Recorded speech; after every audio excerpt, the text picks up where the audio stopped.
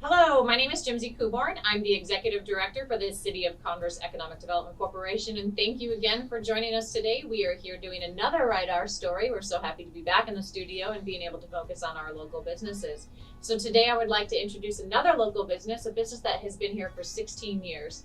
Can you share your business name and your name? Hi, my name is Sherill Stanush, and I'm with S&S Plumbing Contractors. Yes, we've been here 16 years, almost 16 years.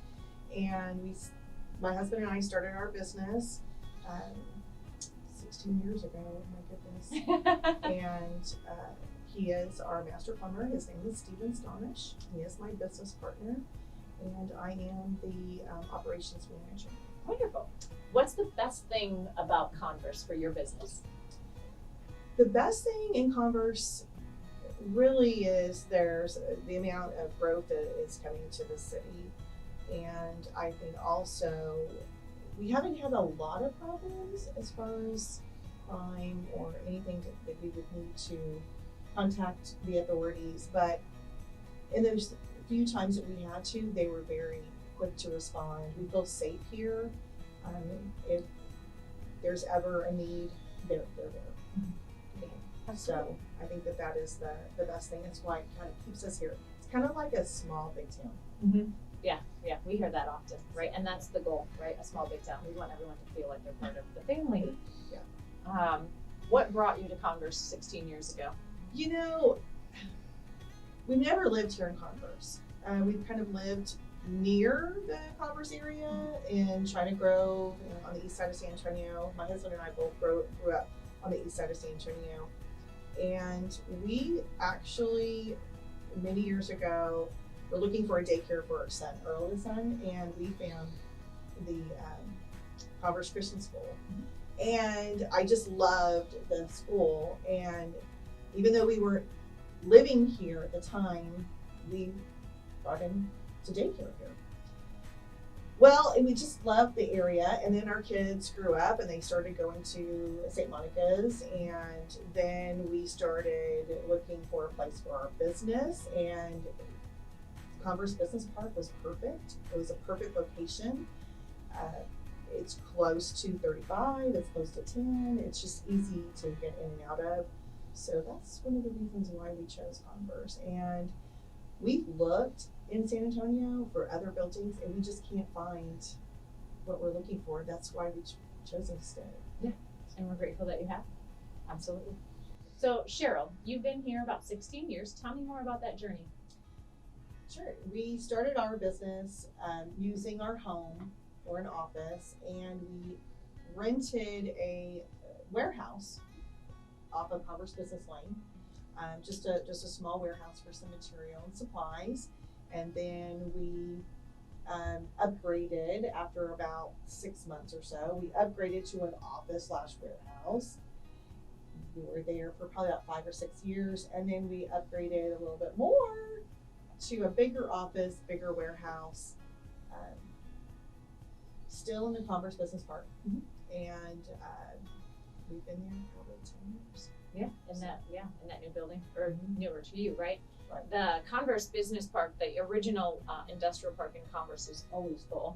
Anytime something goes for sale or for lease, it's usually taken right up. Yes, So yes. yeah, it's a very popular area. We're trying really hard to work on some other additional industrial park opportunities. Troy Lott with TJ Elite Properties, his site is almost completely done, right? You have a strong partnership with TJ Elite Properties. Well, the first warehouse that we did lease or rent, yes, it was Troy, one of Troy's buildings. Yeah. So it's just interesting as we keep building these new buildings. They just fill up really fast. So we need more. We're working on it. So when you think about the time you spend in Converse, what are some of your favorite spots that you like about Converse? You know, my favorite spot here lately has been the Converse Park. City Park? The City Park. Yeah. The one where, and I don't know north, south, I don't know what it's called, but the one where the pool is. Yeah, City Park. Mm-hmm. So when COVID hit and a lot of the restaurants closed down, you know, I work in the office all day and I need to get out. So when the restaurants closed down, they weren't offering in-person dining, I would pick up my lunch or bring a lunch, and I would go to the park and either sit in my car or stand outside my car, you know, and just eat. It's very nice. It's relaxing. Sometimes I go on my lunch break and I just walk the track, just to get some sunshine and fresh air. And just recently, I have two granddaughters, one 4 years old and a year and a half, and I took them to the park a couple weeks ago on a Saturday. It was a beautiful day. There was like several families picnicking in the park. It was awesome. And so they played on the little play scapes, and we walked around and we kind of did some exploring and everything. And then we sat down, we had a little snack and a drink. And my 4-year-old granddaughter was like, I love this park. It was so cute. Oh, that is adorable. But it is. I mean, it's just a great place to take families, and that's my favorite spot right now. You'll have to take them up to North Park too. There's a zip line up there, kid-sized zip line. Really? Yeah. Okay, I will. I'll definitely. You will be very popular then. Yes, I will do Best that. grandma ever. Yes. So, in your time that you've been in Converse, how has the Economic Development Corporation or the city helped you when there's been times when you've needed help? Well, what I really like about the EDC is a lot of the events that are put on, kind of some informational things. It gives us an opportunity also to meet with businesses and just kind of get to know your neighbors, your business neighbors. So that is a big deal. Did have a little bit of a situation, but just a concern of ours, and we brought it up to EDC, and it was more for the safety of the children of Judson, not crossing the roads, and we were seeing a little bit of a problem. And phone calls were made, and I actually got a phone call and just thanking me for information. So. Right, and the situation was resolved. Yeah, it was. Absolutely, and it's great, right? And that's what we're here for. It might not be what you would think is traditional economic development, but we are always a point person for the city, right? There's only 3 of us in the office. There's always someone there to pick up the phone and always someone to respond. And we might not know the answer, but it's our job to go get that answer for you. So even if it is, crosswalks. We had someone who called us about a lot of dirt being picked up because there was a large pile of dirt, right, that was near their business and causing issues with ventilation. We've had people call about a lot of different things. Kat recently had someone call because there was a loose chicken. So, but of course we're there for traditional, right, helping people find resources or be able to expand their business or find a site for their business. But sometimes it's even as small as a chicken. So Sherill, tell us something, that is near and dear to your heart about working in Converse, a story that maybe not everyone knows about. I feel like we have, we're not only a business, and we try to help other people, and we've developed these relationships, personal relationships with our customers. Some in Converse, some, outside of Converse, but I had a situation where a gentleman, a longtime customer of ours, he sent me an email, and because we hadn't heard from him in a long time, and he sent me an email. He saw that we had a Facebook page, and he was just very proud of us, and he just sent a long email. He actually was in a nursing home, and so he wasn't living in his home anymore, but we thank this for service, and it just was very heartfelt. He longtime citizen or resident here of Converse, even a parishioner of St. Monica's Catholic Church. And something that we want to do is not only help customers and with their plumbing needs, but develop those relationships. That's important to us. Every year we do help out with a drive around Christmas time for Floresville. We going to work with our employees. We'll pick an item that is needed there at Floresville, like socks or pots and pans or things, and we do a drive for them. And then we also work with the Randolph recap, Randolph.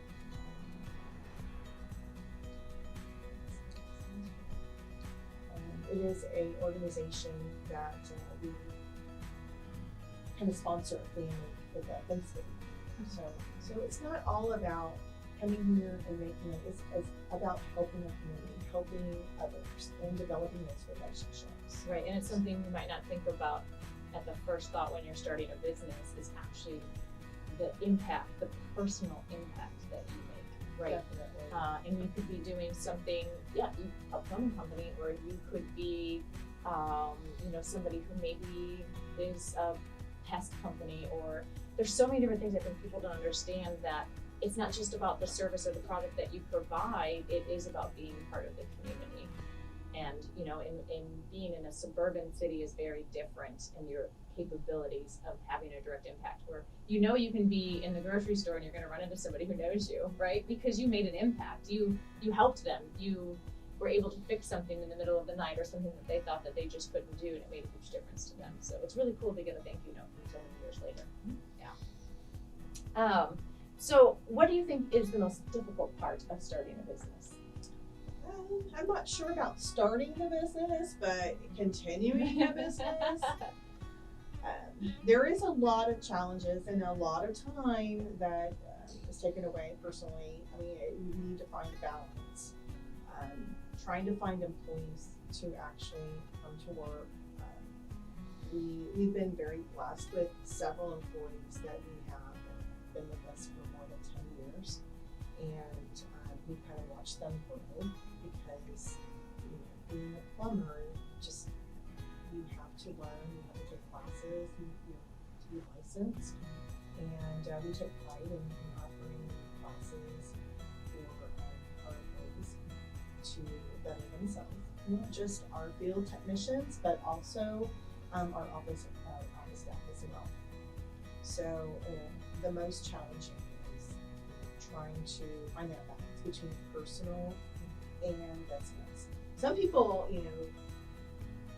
they know that my husband and I are business partners, and yes, he is my husband, but he is my business partner, and that can be challenging too, because when you go home, you kind of have to leave what happens at the office.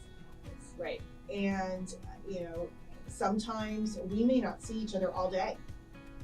He might be out in the field and I'm in the office, and we may not see each other all day. And we go home. We have personal life.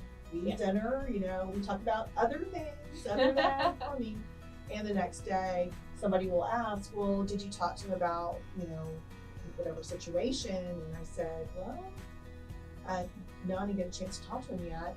"Well, did you see him at the house last night?" And I'm like, "Well, yes, I was at the house last night, but no, different hat." We did not. Yeah, we took off that hat. So that can be a challenge, but finding that happy medium, because you have to have that downtime. You have to have that personal time. So.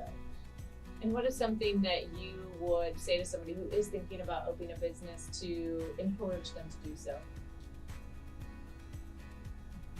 I think opening up a business, especially a woman-owned business, is important. It is very rewarding when you can see your employees grow, when you can see your customer base grow. It is challenging, but seeing where you started and where you've gone is very rewarding. So also how you've grown. Yes, right? Yes, and there is a big growth, and my husband and I have grown in our marriage because of it, because we've learned different things about each other. He is good at this thing, and I'm good at that thing. As long as he doesn't touch my thing that I'm good at, and I don't do his, we're good. So, but we make it work. So, what are some of the goals that you have for the company? What are the goals you and your husband have for your company, for S&S Plumbing? Well, our company, our business is mainly commercial new construction. We kind of concentrate on that smaller new construction, commercial work, retail strip centers and restaurants and health clinics and things like that. We also have a service side of our business, and we have one service technician who is very good at his job. And right now we're turning down work because I don't have another service plumber. So one of our goals is to increase our service side of the business, also increase the size of our commercial new construction crews. We are looking for apprentices and journeyman plumbers, and so we would like to increase that side of the business. But also we would like to have our own. We would like to build a building. So just trying to find some space. That's a big goal of ours. If there is anyone out there who is interested in becoming a plumber, right? It's not a track that I think a lot of young people may be educated on what that track looks like. So if there's someone that happens to see this video and say they're at Judson High School and they're like, I think that's something I would like to do, I'd like to find out more. What's the first step for a young person? The first step would be to get an apprentice card. In the state of Texas, if you're learning plumbing or if you're actually doing the plumbing, you have to be licensed with the Texas State Board of Plumbing Examiners. And if there is some young person that is interested, they need to be at least 16 years old. Okay. And to get their apprentice card, that's going to start the hours. And they contact the state, or they contact an employer who might want to sponsor them? They can do either one. They can contact an employer who has a master plumber on staff, which all plumbing companies must have a master plumber overseeing all the work. So they can contact a plumbing company, or they can go to the Texas State Board of Plumbing Examiners website and apply for an apprentice card. So, wonderful, thanks. But something I need to, I'll stress, I mean, they are working with, in the different elements, different types of substances. But a lot of people and a lot of young people say, ooh, yeah, I don't want to work as a plumber. They're dealing with yucky stuff. Actually, not all plumbers work with yucky stuff. I mean, we have our construction. New construction, right? New construction. Yeah. It's the brand new. And you think about it's, working from the slab level before the concrete's ever poured to the plumbing inside the walls, and to the last stage, which is the fixtures, setting the sinks, setting the faucets, things like that. So there is some clean work, but those that work with the yucky stuff get paid more money. I'm just saying. Right? Yeah, exactly. But it's also a job where, if you really do like to work with your hands and you don't want your day to look the same and you don't want to sit at the desk.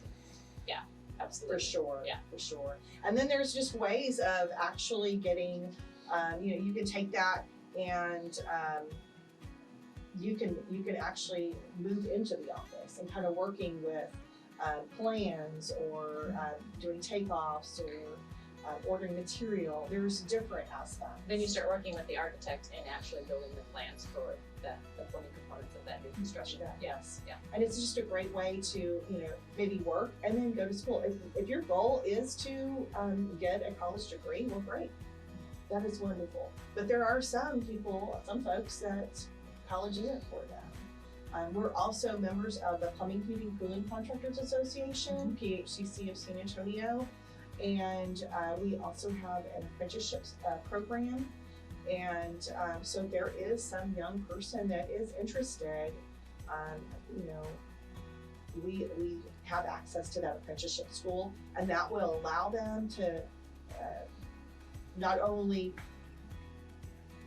have or obtain on-the-job working hours, but they're also going to school, and they can get their journeyman plumbing license a little bit faster. Oh, that's cool. That's cool.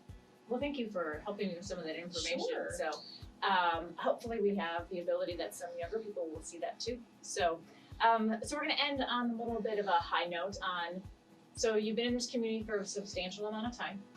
Where do you see Converse as a community in 10 years? What do you think? Oh my goodness. Well, I just see all the growth and the building all around. I think once the infrastructure kind of catches up, Yeah. you know, with the traffic situation, I really think this is going to be a place to visit. Maybe like another New Braunfels, you know, if there's just people from the city is going to come, they're going to come out here. They're going to enjoy the parks. They're going to enjoy the businesses that are coming in. So Wonderful. Well, thank you so much. you're welcome. Thank you. Absolutely. Thank you guys so much for joining us today.